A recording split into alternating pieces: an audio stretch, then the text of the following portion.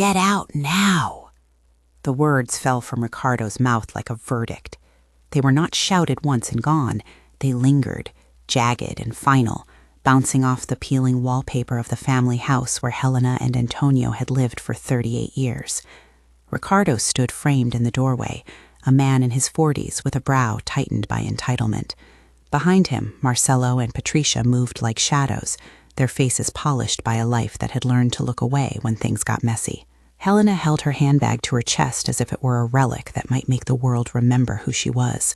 Her hands trembled, not with cold, but with the bewilderment of being disowned by the very people she had raised. The photograph tucked inside the bag, 2 young parents with arms around 3 laughing children, had been the anchor through the decades. Now it felt like a provocation. Antonio kept his head down. He had always been a man of slow words and steady labor, the kind who fixed fences and mended roofs, who could coax life out of stubborn soil. He looked smaller than his grandchildren had known, as if the years had folded him into something fragile and private. When Ricardo stepped forward with the final, trimmed notes line about new arrangements and what's practical, Antonio only said quietly, "We'll go." They left with 3 battered suitcases between them, one for clothes, one for keepsakes, one for things that shouldn't be named, letters, medicines, a small tin of coins. The drive out of the city was a compression of sensory fragments. The low hum of the engine, a map folded a dozen times on the passenger seat, the smell of aftershave and talc. Somewhere in the back seat, Helena began to hum an old song under her breath, something soft she had sung when the children were small. It did not register as defiance. It registered as the only sound she could find. By the time night fell, the couple arrived at the cabin that would be their refuge. Refuge was generous. The building had once been a weekend place, a modest square of wood and tin that leaned against a stand of eucalyptus. The roof held a few holes. The front step tilted. A light had been left burning in the small kitchen, as if someone expected them to arrive. The room smelled of mildew and lemon oil, and attempted hospitality that only emphasized the disuse. They set the 3 suitcases by the sagging couch. Helena ran her fingers along the mantel where a clock had long since stopped. She touched a chipped teacup like you touch an old friend. She thought of the years, early mornings when the children were small, when rice boiled and promises were stitched into every meal. Antonio unpacked slowly. Each garment produced a story, every loose button a small memory. There was dignity even in the way they folded what they owned. Night settled in like an accusation. The house sighed and settled. Wood contracts and breathes as it cools. At one point, Helena sat by the window and watched the lights of the road smear into bars of gold. "We gave them everything," she said, more to the room than to Antonio. He did not answer immediately. He set 2 cups of coffee on the small table and sat across from her, hands cradling the warm mug. "We did," he said at last. The truth landed between them like a stone, heavy, impossible to move. The eviction had not been abrupt as violence. It had been surgical, the way the children explained it, for your own good, so you won't be alone. Words that in practice had been blunted into a removal. They had packed boxes and arranged transport, smiling with the practiced civility of people who could separate feeling from function. Ricardo's "get out now" was a punctuation. For Helena, it was also a question. How had so many small betrayals woven a rope that could be used to haul them away? They ate silently that first evening. The stray radio in the corner murmur-complained its way through an old folk song. Outside, the wind set the eucalyptus leaves clattering like dry coins. Then, as if the night had been waiting, a sound crawled up from the floorboards, an almost inaudible tapping, a hollow thud beneath a certain board on the parlor floor. "Did you hear that?" Helena asked. Antonio paused, listening. The house answered with the ordinary octave of old wood, a creak here, a mouse elsewhere. The tapping came again, softer this time, somewhere beneath the floor where their feet had always found the rhythm of the house. "Maybe it's rats," Helena offered, the way people offer small explanations to keep fear small. But Antonio's hands had already gone to the floor. He knelt by the board that made a different sound and pressed, feeling the give under his palm. The board was loose. It lifted a fraction, and beneath it there was a dark slit that smelled of old cedar and dust. When he pried it up, careful, as if the board might resent the intrusion, they found a gap large enough for a small box, a gap that had, until this evening, kept it secret, like someone guarding a private brief. Helena watched him with the odd mixture of hunger and fear that grief and hope create. "Antonio, Do it carefully, she whispered, as if the floor might punish them for curiosity. He did. A wooden box rose into view, wrapped in a brittle cloth. The cloth crackled like dry leaves. Antonio carried the weight of the box to the kitchen table. It felt heavier than its size warranted, as though the years had condensed into the grain of the wood. They unwrapped it with reverence. Inside lay a handful of coins, tarnished and small, a piece of jewelry wrapped in tissue, a bundle of papers tied with twine, and a folded letter with the name Francisco Silva scrawled across the outside in a hand both deliberate and urgent. Helena's fingers hovered. The name meant nothing and everything. Family names are maps to the past, and in that moment the map rippled beneath their fingers. Antonio slipped his thumb under the twine and eased the papers free. The papers were brittle but legible. Receipts, a faded certificate, a crude map with ink smears and corners eaten at by time. The letter was written in long, flowing cursive. When Helena unfolded it, the paper made a sound like the swallowing of a small animal. "Antonio," she said, and the old name caught in her throat like a prayer. The letter did not begin with consolation. It began with a warning. Francisco, who had signed sometimes Silva and sometimes Mendoza, the letter implied, wrote with a voice that suggested a secret life. He stated plainly that he had kept things hidden to protect his family from men who would not respect them. There were references to journeys, a place with a longitude and latitude nearly illegible at the bottom, and most damning to their immediate sense of despair, a list. 3 caches beneath the floor, keepers of the covenant. If I die, see Dr. Mendez in Buenos Aires. Helena read the lines twice, then more slowly. She felt something like breath return to her. It was not joy yet, but a possibility that the world might reconfigure. He kept this for us, she said. The past pulled at them, not as accusation, but as an offer. Antonio's face changed. Where grief had sat, a calculation flickered, an exhausted, practical thing. He was not a man of schemes. He was a man shaped by work and the belief that hands could fix certain things. But the letter was a lever. It shifted the old landscape. They spent the rest of the night sorting through the box. The coins were old, not particularly valuable as currency anymore, but rich with narrative. A thumb-smoothed edge, an engraving nearly worn away. The jewelry was plain and loved, perhaps a ring once intended for a wedding or a promise. But it was the documents that mattered. A ledger with names, an old land deed stamped in a manner they didn't immediately understand, and pages of a map that referenced a mine, a name, Mendoza, and in a line written in a different hand, as if by someone less hurried, Argentina. Argentina? Helena repeated, tasting the word like something foreign and wide. Why would Francisco, why would anyone bury that here? Antonio tapped the map with a finger. The inked lines made rivers and ravines into coded intimacies. Some spots were circled in a shaky, decisive hand. A hill, a bend in a river, coordinates. The map suggested ownership, or at least knowledge, of an asset that reached beyond the modest life in which the family had been seen. Helena closed her eyes and saw her children as children again, small hands sticky with jam, the noise of the radio in the kitchen. She thought of the sacrifices, delayed goals, overtime, the nights she woke to a feverish child, and then to the sound of the father stepping into work before dawn. She thought of trust and the arithmetic of expectation. Somewhere inside her, anger and something like relief swirled together. Antonio looked at the certificate. The stamps were faded, but there was a mark, a crest he half recognized from the stories Francisco used to tell. Francisco, the old neighbor they had heard about when they were younger, the man who had come from somewhere else and kept to himself, the man who had refused to sell his land and had once been rumor and then almost legend in the town. Maybe he kept more than coins under the floor, Helena said. Maybe, Antonio answered.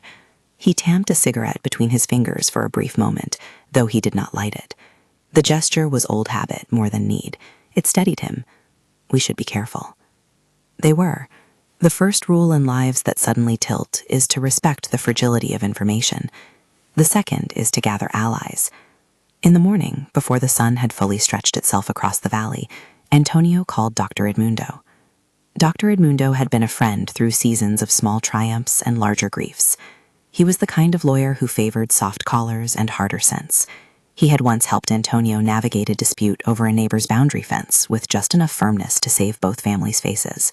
When Antonio explained, halting at first, but then with a rising steadiness as he described the box and the letter and the map, Dr. Edmundo listened. He did not promise miracle or make quick calculations. He said, "Bring the documents, we'll look." It was the barest of assurances, and it felt like a treaty. They wrapped the papers back in the brittle cloth, placed the box on the seat beside them, and drove the narrow road back to town. The ride was quieter than the night before. The air between Helena and Antonio was now filled with purpose and the heavy scent of possible futures. The town seemed unchanged, shops opening, the bakery unfolding its warm, yeasty dawn. But the couple moved through it like people who had found a thread to follow through a labyrinth, attentive, watchful for the kinds of details that might turn ordinary days into evidence. At Dr. Edmundo's small office, behind blinds that filtered the sunlight into mild bars, he examined the papers with grave curiosity. He read the letter, turned the map, and ran his thumb along the edge of the deed as if trying to feel what had been stamped into it. "This could be significant," he said finally. His voice had the precision of someone who had spent his life naming possibilities. Not every old map means anything, but the names and the crest, they suggest a legal history worth exploring. "Is it real?" Helena asked. "It looks authentic." He hesitated then, as if to cushion the word. "But authenticity in a document only begins a road. You'll need evidence of chain of title, perhaps corroboration from archives. And if there's a foreign asset involved, we will need specialists." His gaze softened. "But this is a start." The word start was both a consolation and a threat. They had stepped from survival into process. Helena felt the exhilaration and the exhaustion rubbing against each other. She thought of Ricardo and his neat phrases about pragmatism. She thought of the moment his voice had turned into an order. Get out now. The memory did not fuel vengeance. It fueled resolve. Back at the cabin, late sunlight softened the dust motes into clouds they could hold between their fingers. They sat on the porch and spoke of small, practical things. What to take to the city, who might care for the chickens if the farm needed tending, while the box sat on the kitchen table like a small altar. They began to tell the story of Francisco, as best as they could remember. A man who had arrived quietly, who then disappeared for years and came back with a stranger's look, who sometimes paid them reticently for tools or advice and moved on. They admitted that they had always thought of him as odd but harmless. They never imagined his secrets included the possibility of a life hidden under geography and law. That evening, a car approached the cabin and slowed. Their hearts tensed. It was not Ricardo's car. The driver was a man in his 50s, a researcher by the look of him, glasses, a backpack with papers, an air as someone who traveled for facts. His name was Rosario, and he had been recommended by a friend of Dr. Edmundo's in the archives, a person who knew how to translate old ink and find continuity in scattered records.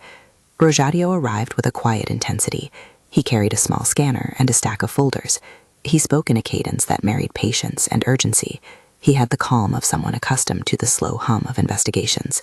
He sat at the table, unrolled the map, shined a small light on the creases, and then unfolded his own notes. "It could be what you think," he said, "or it could be a lot of paper and a lot of hope. The thing is, sometimes these old maps connect to deeds recorded in small municipal offices, or to ledgers that someone kept in a miner's lodge." He tapped the map. "If Mendoza is a surname in the region mentioned, and if the coordinates line up, we can at least trace a path. But it will take time, patience, and care." Helena nodded. Time had been her companion in ways flesh and memory could not map. She had the patience. She also had a new pulse of impatience, one that wanted to see fairness returned for past sacrifices. Circumstance had shifted the axis of their lives. Whether it would tilt toward salvation or just new deceptions, she did not yet know. "Are the children aware?" Rosario asked casually, like asking who had made the best coffee that morning. It was an ordinary question with a heavy implication. "They know we left," Helena said. "They know the house. They know the address of the cabin. But they don't know about this." She tapped the box with a knuckle. "Not yet." Rosario studied them. "People with access to this kind of discovery often find themselves in trouble if they make it public too soon," he said. "There are those who circle. There are those who pretend they had nothing, then remember everything at the right moment." Antonio's jaw tightened. He remembered how Ricardo had stood in the doorway with his coat collar up, giving orders as if life were a thing that could be assembled anew, as if parents were furniture to be moved. He thought of the subtle ways the children had managed the house before, the friendly incursions that had become dominion. "We'll be careful," Antonio said. They were careful in the small things. They did not call anyone except those they trusted. They cleaned the papers gently with a soft brush. They photographed the map and the letter and sent encrypted images to Dr. Edmundo. They spoke in measured sentences about plans, which is how people keep their nerves from unraveling, the language of procedure instead of the language of feeling. Days folded into weeks. Rogerio visited the archives, scribbling notes and returning with records that hinted at a life at once ordinary and extraordinary. Someone named Francisco Silva, sometimes Mendoza, registered land in the early 1900s in a county that straddled borderlands. The signature in the ledger resembled the one on the letter. There were mentions of mineral rights granted and then contested. A few names recurred, men who had the habit of appearing and disappearing, men who left traces only in the margins of municipal ledgers. The trail was not a straight line. It was a meandering thing, promising but complicated. With each bit of corroboration, hope became more concrete, but it also invited risk. News travels the way water does. It finds the lower ground. Dr. Edmundo insisted on caution. Rogerio, with his folder on notes, agreed. Helena and Antonio learned to look at their children not as a single blade of grass, but as a family of roots, some entangled, some dried out. They began to understand how small the trails accumulate until they form a shape that can be put into words at last. Abandonment. One evening, as rain started to drum on the tin roof, Helena sat at the table and ran her palm over the map again. A line she had not noticed before seemed to connect the circled spots in a pattern like a broken necklace. Francisco's letter had implied 3 caches, 3 hiding places under different floors. This one had been found beneath the parlor's floor. Were the others still secret? If so, they could be somewhere else in the town or on property long since sold. "What if the others are gone?" Helena asked. "They may be," Rogerio said, "but sometimes people don't realize what they have until it's theirs again, or until they need it." The night they found the box, Ricardo had been certain they were done with the past. He had the power to force their departure, but he did not have the maps they now held. He did not have the ledger. He did not know about Francisco's hidden life. That ignorance made the children careless, even as it made them dangerous in the months that followed. People who think themselves entitled often propose practical solutions. A power of attorney signed here, a quick split arranged there. The couple could feel, like an approaching storm, the way those proposals would seek to reduce complex lives to bank accounts and signatures. Helena began to sleep differently. Some nights she dreamed of a boy who returned from the river with pockets full of stones. Other nights she dreamed of the children as they stood in their doorway that afternoon, faces turned away. She woke once and said aloud, "They thought we were finished." Antonio met her glance, and then the two of them laughed quietly, a sound that announced survival as much as it did sorrow. "Not yet," he said. For all the gravity of the documents, for all the small burst of possibility they offered, there was still the matter of the children. Bodies return, habits return. People who had chosen convenience over care would not necessarily stay away. The couple's options were not simple: to use the discovery to punish, to keep, to exile, or to transform. That choice sat between them like a river of molten metal that could be tempered into something useful, or it could burn. A week after Rogerio's first visits to the archives, Dr. Edmundo called them into his office with a grave smile. "There is a document here that might be key," he said, pulling a folio from a file drawer. He tapped glassware and index cards. The document referenced a chain of custodies, assignations of rights that suggested Francisco had claimed ownership in a region where legal names blurred into one another across borders. It was enough to write a letter of inquiry to a firm in Argentina with experience in such matters. But Dr. Edmundo warned them again, not to broadcast, not to sign anything until they had careful counsel, not to let the children into the loop. It was in that moment, the office with blinds, the document's official stamp, that Helena filled a shift in the axis of her life. The letter in her hands was not just paper. It was an instrument that could, in time, open a door. It also felt like a test, for what would they do when the door opened? Would they seek retribution, or would they find, amid the possibility of security, a way to rebuild with the only resource that mattered more than money: dignity? They chose the middle path without naming it. They would pursue the truth of the documents, and they would prepare for the moment when the children returned, but they would not set out simply to ruin their lives. Helena thought of the faces of other old people she had seen at medical clinics, faces with no visitors, hands with skin like maps of weather. She thought of the way the town turned its face from those who no longer produced labor.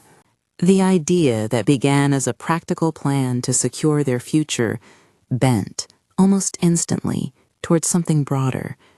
If the documents could provide for them, could they also provide for others? Antonio listened to his wife and to his own heartbeat and felt the old impulse to repair the world take shape. He was not a man of grand speeches. His reparations would be in brick and in a roof and in a kitchen that fed with dignity. Still, the notion that a legacy could be transformed into service warmed him. They made a list, quietly, almost ritualistically, of things they would do if they had even a fraction of what the documents suggested. Fix the roof of the parish hall, pay for a caretaker for an elderly neighbor, put aside money for medicine. They shared those ideas like seeds, testing the soil. And then, as always when hope stirs, the children moved. It was subtle at first, a dropped-off casserole, a Sunday afternoon appointment to check in. Ricardo called once and left a message that was too bright, too light with social niceties. He spoke of concern and possibility. He asked whether they had settled in all right. It sounded like manners. But Helena heard the other cadence beneath the words, the cadence of someone measuring the line between charity and claim. When Marcelo came by 2 days later, his smile could have been made of glass. He talked about old family stories, about how we should all stick together, and then, more quickly, about the tax benefits of consolidating family assets to protect them from bureaucracy. Patricia arrived with a box of sheets and a look of genuine but limited empathy. They offered to arrange meetings with specialists, certain to offer solutions that benefited the children most. Helena looked at them with a strange tenderness. She let them speak. She did not sign any papers. She did not hand over the box. She simply listened as if cataloging the shape of their voices. The scene echoed the first confrontation. The children were skilled in the soft violence of negotiation. They could make mercy sound like convenience, care sound like an item for sale. When, inexorably, Ricardo suggested a power of attorney, the room chilled. "It's the sensible thing," he said. "Put everything in order, so nothing gets lost."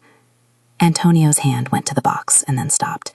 He felt the weight of the wood in the years like a promise to be kept. He stood, slow as he had ever moved, and put himself between the box and the people who would reduce its entire narrative to a line on a ledger. "No," he said, not shouting, but with an authority that had been earned by decades of labor.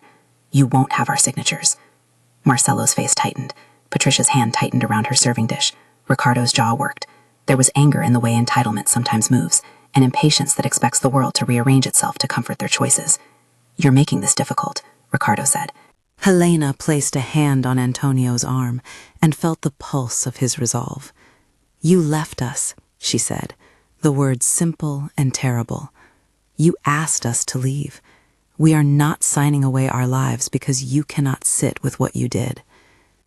The conversation turned to raised voices then, the compiling of old wounds into present accusation. The children threw phrases like evidence. "We were protecting you. We had to act quickly. It was what had to be done." Helena named the nights they had been ill, the days of unpaid labor, the way promises had been made and broken. The words did not heal, but they removed the pretense. When they left that afternoon, it was not with the cruelty of total denial. Patricia placed a hand on her mother's shoulder and said, "I love you."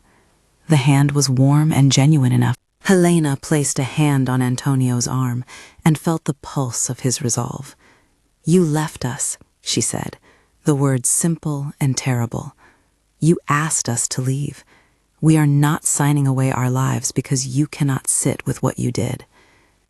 The conversation turned to raised voices then, the compiling of old wounds into present accusation. The children threw phrases like evidence.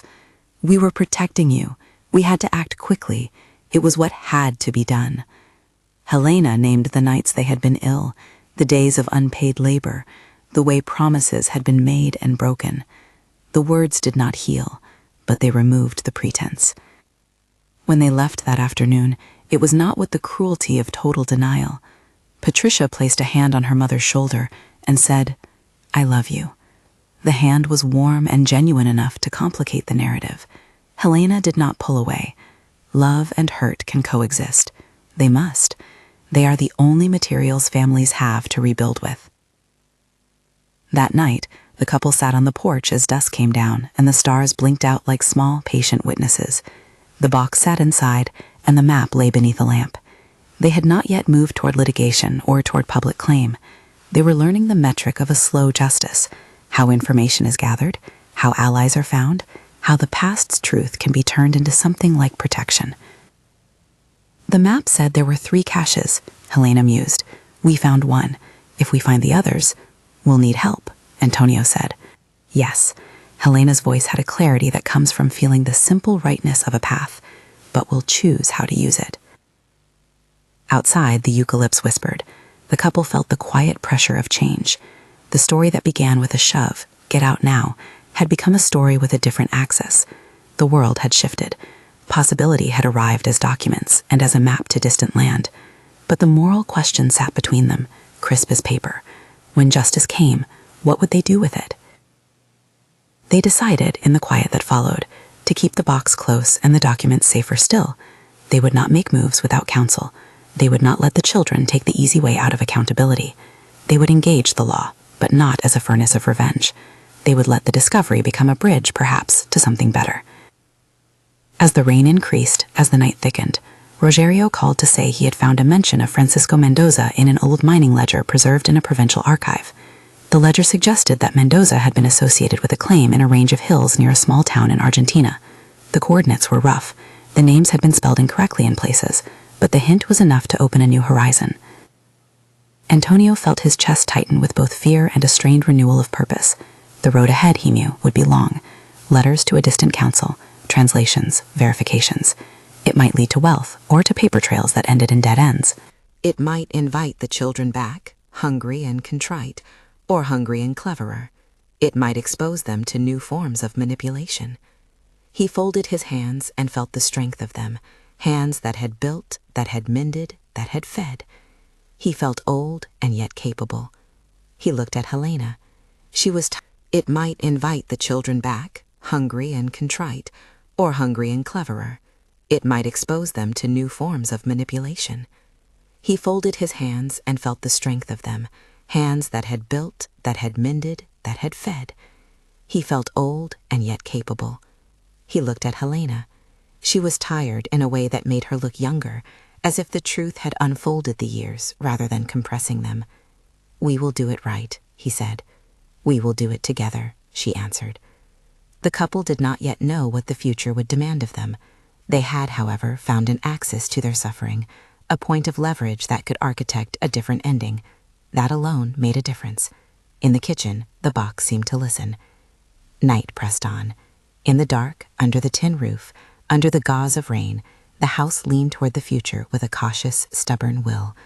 The map on the table shone in the lamplight, as though dust and ink and time had been given the task of reminding them what lay hidden beneath ordinary things: evidence, history, possibility. Outside, a car's headlights swept past and slowed near the gate. For a moment, both heads turned. For a moment, the heart stuttered. But the car kept going. It was nothing. It was everything. The danger, for the moment, was appetitive rather than overt. Inside, Helena folded the letter and rested her palm over Francisco's name, as if to press the past into the present. We deserve to rest well, she said. Antonio nodded. We'll find out what this is. We'll do what's right. They slept that night with the map in a drawer and the box beneath the table, close enough to reach and far enough to remain secret. Dawn came. The rain eased. Rogerio called again with more leads. A plan began to shape. Authenticate the documents, contact counsel with experience in cross-border claims, discreetly verify the mine's history. It was a plan built of patience and law, and the slow, righteous insistence that truth, when given space, can correct old injustices. The children, in their varying ways, would return. That was inevitable. People come back to the things they have abandoned when they think those things might be valuable. That truth was not a moral judgment on every child who falters. It was a fact about human behavior. Helena and Antonio prepared for that day like gardeners preparing a plot, not like soldiers sharpening knives. They had not yet imagined a home for strangers or a shelter that would bear the Mendoza name. Those were seeds planted in a future that had not yet arrived. For now, the moment belonged to discovery. A box, a letter, a map, and the terrible and precious sense that their lives might not end as the eviction had foretold. As the second week of the discovery stretched out, a letter arrived by post, an official-looking envelope from a small legal office in Buenos Aires that Dr. Edmundo had asked Rogerio to contact. It contained a polite note acknowledging the documents and asking for further proof. It was not a promise. It was not a condemnation. It was an opening, small and bureaucratic, and in that opening, Helena saw the shape of a path. Antonio read the note twice, then folded it and placed it into his jacket pocket as if to keep it warm. They had moved from being people who were being led out the door to people who might lead themselves back into a life of safety. The difference was not trivial. That evening, as the orange light of sunset painted the cabin in a reluctant warmth, Helena walked to the small altar of mementos by the window and took the family photograph from her bag. She smoothed its edges and set it so she could see all the faces, young, unscarred. She breathed and felt a steadiness she had not felt since they left the house. "We'll do this right," she said again. Antonio put his arm around her, and for the first time in a long time, she leaned against his shoulder with the easy trust of someone who had finally found a lever to change things. They did not yet know how hard the road would be. The map and the documents had lit a path, but lit paths draw attention. For now, they embraced the one certainty within reach. They would not sign away their dignity, and they would not abandon the possibility that the discovery could be used for good rather than for small private gain. Beyond the porch, the night air smelled sharply of eucalyptus and rain. The house creaked in the way old houses do when they settle into truths. The box under the table breathed dust and memory into the room. Somewhere far away, a man named Mendoza had left a trail that might, after decades of silence, lead to recompense. Inside the cabin, Helena and Antonio prepared for the slow work of translation, of turning paper into proof, memory into entitlement, suffering into a basis for care. They could not yet see the end, only the direction. But direction in a life that had been made to move is nearly everything. The letter from Buenos Aires had been a small thing, an official envelope, a polite line asking for further proof. But to Helena and Antonio, it had been a door opening onto a corridor they had not expected to walk again. Weeks of careful verification followed. Copies sent, translations made, signatures compared. Rogerio's visits multiplied. He brought names and patients, and sometimes a tin of coffee that he brewed too strong for Helena's taste, but which they drank anyway because the ritual of company steadied them. Antonio learned to carry the folio like a new child, tucking it under his arm as if the papers themselves needed to be held with care. Helena, who had once measured life by the hours of laundry and the slow simmering of soup, found her days rearranged around calls and small triumphs. A stamp confirmed here, a clerk's memory recalled there. It was not the quick ascent of a fairy tale. It was the slow work of rebuilding a proof, fact by fact, signature by signature. In the small hours, when fatigue frayed the edges of resolve, she would run her fingers over the map and find that the inked lines steadied like a pulse. There were nights she woke convinced someone was at the gate. Once, when wheels crunched over the gravel, her heart leapt, and she saw only a young courier delivering a parcel of forms. It was always something ordinary, which made the waiting both cruel and merciful. A short time after the Buenos Aires note, a man arrived with a thin envelope bearing a foreign crest, a reply that read in formal sentences that an initial review of the materials suggested the chain of custody could be corroborated, provided certain records were produced. It was the word could that kept them cautious. It was the word corroborated that made their hands tremble.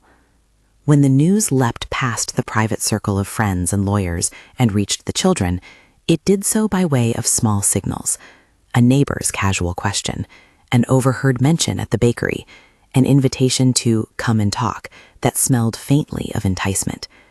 The children arrived in the same order life had taught them to speak: first Ricardo, then Marcelo, then Patricia. But now they were not alone. A new figure had stepped into their polished rhythms: Dr. Silvera, a man with a briefcase like an instrument of commerce and a mouth skilled at translating emotion into legalese. He arrived in a suit that had the sheen of negotiation. His first smile was as measured as a ledger entry. He listened for a moment, indulgent in the way that people who believe they already know the truth sometimes listen. "There are simpler ways," he said, folding his hands as if arranging the room. "A power of attorney signed now protects everyone. We can arrange a division that ensures your parents are cared for, while also allowing the family to consolidate assets to avoid litigation costs." It was the language of smoothing a knife with velvet. Helena understood the words as if she had felt the blade. Antonio felt the old anger flare, then cower. He had spent his life making things hold: roofs, fences, stories. The idea that years of labor could be reduced to a single line on a document made something narrow and fierce live in his chest. "We won't sign anything," he said, and his voice, steady as a plank, cut through Dr. Silvera's softness. Ricardo's face tightened. He had rehearsed this moment in 1,000 ways, and still the refusal felt like an interruption. "You don't understand," he said. "We just want what's sensible. We're trying to protect you from legal mess." "You protected us by leaving us with nothing," Helena said quietly. The words were not theatrical. They were the slow arithmetic of a life measured and then betrayed. "You asked us to go." Silvera smiled in that way that announces negotiation as inevitability. Hard feelings can be set aside. For a family, one must sometimes make practical choices. Antonio looked at him as if he were a species of insect. "We will not be coerced," he said, "not by law and not by men who reduce our lives to clauses." The conversation, if it could be called that, unraveled into a storm of accusations. Marcelo talked about logistics and taxes. Patricia pressed affection and practicality into the same syllables. They offered to manage the assets, to simplify everything. They spoke of selling the cabin, of moving the parents into a facility that would be better for their care. The words were medicine laced with profit. Later, when the children left, their faces were different than when they had entered. There was something like calculation in their steps. Helena and Antonio watched the taillights disappear and held each other in the doorway until the night reclaimed the house. "You were right," Helena said finally, leaning her head on his shoulder. "We did not come here for wealth, but we will not be set aside." They took no reckless steps after that. They did not announce their prospects or the names that might claim them. They tightened their circle, even as they widened its reach. Dr. Edmundo contacted a specialist in cross-border property. Rogerio continued to sift through archives, and quiet inquiries were made, mild as a ripple, into who currently operated mining claims in the region named on the map. The wheels of proper authority turned slowly, and at times the slowness felt like cruelty. A full month passed before a formal notice arrived, clear, stamped, and with the gravity of institutional attention. The papers they had carried under Antonio's arm mattered. Their authenticity had been painstakingly established. Watermarks, notations, crests that responded to the detectors of an expert's eye. A firm in Argentina specialized in historical titles found enough correlation between Francisco Mendoza's notes and a registered claim to write back with a cautious optimism. There was a case to pursue. That letter became the hinge on which the family's life tilted. In the following weeks, a compact, efficient process unfolded, not a parade of legal theater, but the sober, patient assembling of proof. There were affidavits from archivists, copies of ledgers, and a chain of citations that, when strung together, spun a rope strong enough to be climbed. Dr. Edmundo guided them with the steady hand of someone who had learned to balance hope and prudence. And everywhere, like a tide moving up the shore, the children circled. They were not as united as their arrival had suggested. There were whispered conversations outside the cabin. Hurt, yes, but also the raw counting of opportunity. Ricardo spoke of investments and of paying off debts. Marcelo spoke of ensuring the family's future before things got out of hand. Patricia, still pressed by appearances, asked her mother if the documents might cover medical care. "You can't have the whole story now," Helena said to her daughter one afternoon, her voice soft as a thread in the wind. "You were part of the reason we had to leave." Patricia's eyes reddened. I know that now," she said, which was both true and not. People can know pain without knowing their hand in it. Pressure escalated. Dr. Silvera returned with a package of forms and the same polished smile. "The sensible route is still open," he said. "Sign the power of attorney. We'll protect your parents, and you'll be assured of the division." "You ask us to trade our freedom for a promise," Antonio said. "We will not swap life for paperwork." When their refusal hardened into a policy, the children's response shifted. It was no longer only negotiation. It became the slow construction of plans that would not involve the parents' consent.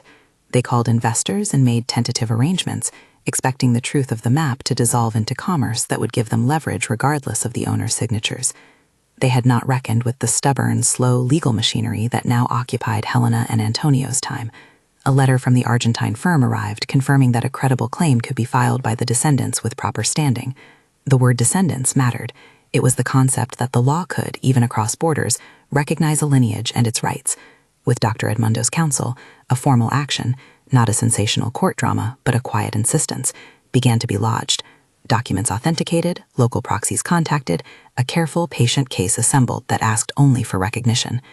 What followed was a kind of weathering. The children began to lose the surety they had banked on. Ricardo, who had counted on a swift consolidation of family assets to secure a loan and leverage other investments, found his lenders pulling back at the hint of uncertainty. He had invested in renovations and in a small property that looked, on paper, like a safe bet if an inheritance were imminent. When that inheritance remained uncertain, partners grew nervous, promises were rescinded, lines of credit shrank. Marcelo's project, a small business that had relied on his ability to collateralize the expected family assets, found itself negotiating with suppliers who preferred solidity. Patricia's social circle, which rode on the shimmer of benefiting from family consolidation, felt less reliable when the ledger didn't line up. None of the children's losses were poetic or neat. They were the slow, ordinary collapses born from bets placed on someone else's misfortune. Projects stalled, partnerships cooled, friends chose safer company. The karma that the town whispered about was not a thunderbolt of supernatural justice. It was consequence. Men and women had made plans around the expectation of gain, and when the gain proved uncertain and then legally out of reach, the plans failed. Ricardo sat one night alone in his car, the engine off, the dashboard lights turning his hands blue. He thought of the moment he had said, "Get out now," as if the words had been delivered by a different mouth. He tried to summon the certainty that had made him cruel then, and it would not come. He called his wife, and the conversation was practical and fractured. The financial pressure had seeped into every room. Pride did not keep his debts paid. Back in the cabin, Helena and Antonio moved with a caution tempered by exhaustion. They had seen the small collapses of others' plans and felt no triumph in them. Antonio's satisfaction was of a quieter sort, documents authenticated, a formal recognition of their claim taking shape, the possibility of a stable future on the horizon. He had no appetite for schadenfreude. He only wanted his life, the life lived in weathered hands and in the small kitchen table, to have the dignity it had lacked these last months. The legal affirmation, when it arrived, was not a cinematic decree. It was a stack of papers, a series of official letters from counsel across 2 countries, the kind of bureaucratic chorus that, together, pronounced that the evidence was sufficient for recognition. The firm in Argentina recommended settlement negotiations with the current operators of the claim. Finality came as a negotiated transfer, not a windfall, but a restoration structured by lawyers and careful eyes. It was enough. The day they signed the last confirming documents, Helena and Antonio sat at the kitchen table and drank coffee that had grown cold while they were busy not being stolen from. There were no champagne toasts, only a slow, incredulous exhale. Dr. Edmundo, who had attended more battles than anyone should, let him smile in a way that was almost private. "We will be careful now," he said. "This is a foundation. How you build on it will decide the rest." They could have taken the money and vanished into a quiet life of comfortable consumption. They could have ringed themselves with lawyers and never looked back.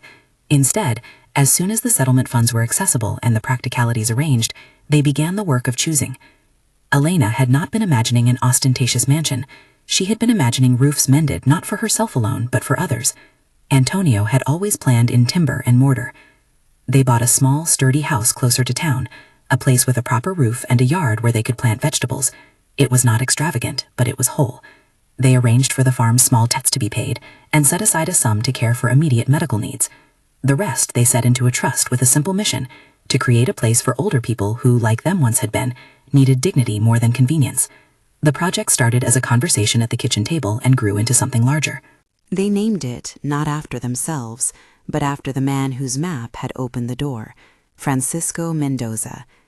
The idea felt right, a gesture of recognition to a name that had been kept hidden, and a lesson in how the past's secrets, when handled with care, can be turned into future care. They renovated an old building owned by the parish, a solid former boarding house that had seen better decades. They fixed the leaks, painted the walls in colors that made light feel kinder, and installed rails and ramps with hands that had once refused to be weary of lifting. They hired a manager discreetly and recruited staff who were skilled in medicine and in the more difficult art of listening. Rogerio helped to catalog the history of those who would live there, making the shelter a place where each person's story would be known. When news of the project reached the children, it hit them with a new, strange force. They had expected, perhaps, that wealth would be distributed in neat fractions. They had not expected that the parents would choose to turn private gain into public good. Helena's decision flummoxed them in a way lists and ledgers could not account for. Ricardo arrived first, then Marcelo and Patricia, this time not with lawyers or offers, but with uncertainty etched into their faces. They came not to claim, but to watch. They found themselves watching volunteers hammering down rails, folding linens, carrying soup. They saw the elderly moving through the rooms with a dignity that had not existed when Helena and Antonio had first been pushed out to the cabin. Words came slowly. The children were not the villains of their own stories. They had sockets of vulnerability that had widened into self-protective habits. Seeing the shelter, clean and busy, a place where no one's age was treated like a deficit, made something inside them shift. "How many beds?" Marcelo asked, not sure why the practical question felt like a betrayal of the emotion stirring in him. "A few at first," Antonio said, "enough to prove the place will be tended." Patricia lingered near a window where an old woman with a shawl was knitting. The woman looked up and smiled at her in a way that held no accusation. Patricia felt a heat in her face that she could not name. She found herself in the kitchen that afternoon, filling a tray of cups, hands clumsy but sincere. Ricardo, who had watched his investments fail and his partners turn away, found himself walking through a new kind of doorway, one that did not promise profit but asked for labor. He stood by the back entrance and helped unload a delivery of blankets. The blankets smelled of bleach and fabric softener. Their plainness was a kind of truth. He carried the box in silence and set it down where an order had indicated. Service arrived in small moments. The first bowl of soup served by a hand that had once given orders. The first time a child washed the laundry of an old man and found his hands shaking at the task. The slow, awkward patience of someone learning to listen. Forgiveness in the Mendoza home did not come as a single act. It came as a set of conditions that Helena and Antonio placed with the clear-eyed fairness of people who had known pain. They would welcome the children back into the family fold, not on the basis of words alone, but on the basis of work and proof, consistent, honest contribution, willingness to listen, and no expectation of immediate rewards. "You will learn what we learned," Helena told them one afternoon, the words like small stones dropped into a pond. "Not because we want to punish, because we want you to know what it is to care when no one is watching." So the children stayed. At first, the work felt like an imposition. Ricardo walked the gardens, tasting the sun on his face and thinking of figures that no longer balanced. Marcelo ran errands and learned how the suppliership of a home required patience that accounting had not taught him. Patricia, who had thought social grace could substitute for work, found herself folding sheets beside a woman who told her stories of a husband who had once planted orange trees. The change was not sudden. It was a slow accretion, a smile granted without calculation here, a night spent with a resident who couldn't sleep there. Each small act was a pebble added to a pile, until one day the pick of regret had been buried under the weight of habitual care. There were moments of tension, of course. Old habits die stubbornly. Ricardo, in a fit of frustration, once left a door unlocked and nearly compromised a resident's safety. The mistake was pointed out. The correction was not theatrical but practical. Repair, apology, vigilance. He learned to check locks with the attentiveness a man should have for a life that depends on him. Outside the doors of the Mendoza home, life shifted for the children in other ways. Without the prospects they had once counted on, they had to reckon with their own choices. Marcelo's enterprise contracted. He took jobs that were smaller but safer. Patricia's friends drifted, and she found solace in the company of the shelter's kitchen crew. Ricardo, who had been brusque and proud, learned to accept being taught. He learned finally to listen. Community response was mixed. Some neighbors who had called Helena and Antonio foolish for refusing to make an immediate sale came to the opening day and stood in the corner like critics watching a play. Others, who had seen the couple's dignity in earlier years, arrived with casseroles and chairs. People who had once turned away now offered help. The town watched the once evicted couple create a place that embedded them with meaning rather than with money. There were also practical trials, managing staff, balancing pensions and supplies, navigating the slow hum of administration. Helena, who had once sewn buttons and boiled soup, found that she had a new form of authority, one that did not command, but guided. Antonio, who had always mended in a new register. He fixed leaky taps and helped install handrails. He taught a resident who loved wood the way to plane a stick so it fit a hand. Rogério, who had become more than a researcher, volunteered not out of duty, but because he had come to love the quiet orders of the place. When the shelter opened, a small crowd gathered. There were ribbon-cutting photos, muted, not for vanity, but to mark a beginning. Children from the town came to deliver flowers. A priest blessed the place in a brief and simple way. No one made grand speeches. The official photograph showed Helena and Antonio in the middle, hands joined, surrounded by people whose faces were older and younger, worn and hopeful. Ricardo stood at the edge of the photo, his hand itching to arrange the shot. Instead, he folded his hands and let the moment be what it was, a public acknowledgement that the family had chosen a different currency. Later that day, he helped an old man into a chair and felt the gravity of that gesture anchor him in a way money had never done. Time, which had once been used to hurry them out of a house, now mended them in small ways. The children who had once demanded, "Get out now," found themselves returning not as conquerors, but as caretakers. They performed their tasks without public fanfare. They entered into the slow business of listening to someone recount a life that had once been a rumor. They learned that care is a sustained offering, not a single day's work. There were apologies, often awkward and incomplete. Patricia cried once while clearing a cabinet and found herself saying, "I shouldn't have left you." Helena responded with a hand on her shoulder, and the exchange felt less like a balm and more like a contract being rewritten. The reconciliation was not total. Trust, they all understood, would have to be rebuilt step by step. Rogério, who had been the map maker of their possibilities, sat with Helena on the shelter's porch one evening after a long day. They watched residents move about the yard, some bent with age, others moving with surprising agility when urged to dance by a visiting volunteer. "You turned a secret into something that will outlast you both," Rogério said. Not flattering, but matter of fact. Helena looked at him, at the porch where the photograph of the children once lay, then folded itself into a frame on the wall. "Francisco did something he thought would protect us," she said. "We decided to make that protection mean something else." Antonio, who had been sweeping the path with the slow economy of a man making a habit into a ritual, came to sit beside them. He looked over the yard, and then at his wife. "We could have burnt bridges," he said, "but what we built instead will hold a lot of people." The shelter, named the Francisco Mendoza home, became a small beacon. Neighbors donated small things: curtains, a radio, a stack of well-loved books. The parish helped with some food provisions. Rogério posted carefully curated histories of the residents, little biographies that told their life before this chapter. The trust that administered the funds was transparent in a way Helena insisted upon. Clear accounts, public reports, a commitment that none of the money would be hoarded behind private doors. As months turned into a year, life found its rhythm. The children who had once been distant found meaning in the slow tasks of caring. Patricia discovered a talent for coaxing memory in residents with dementia. Marcelo learned the quiet logistics of supply and trust. Ricardo learned how to sit with silence.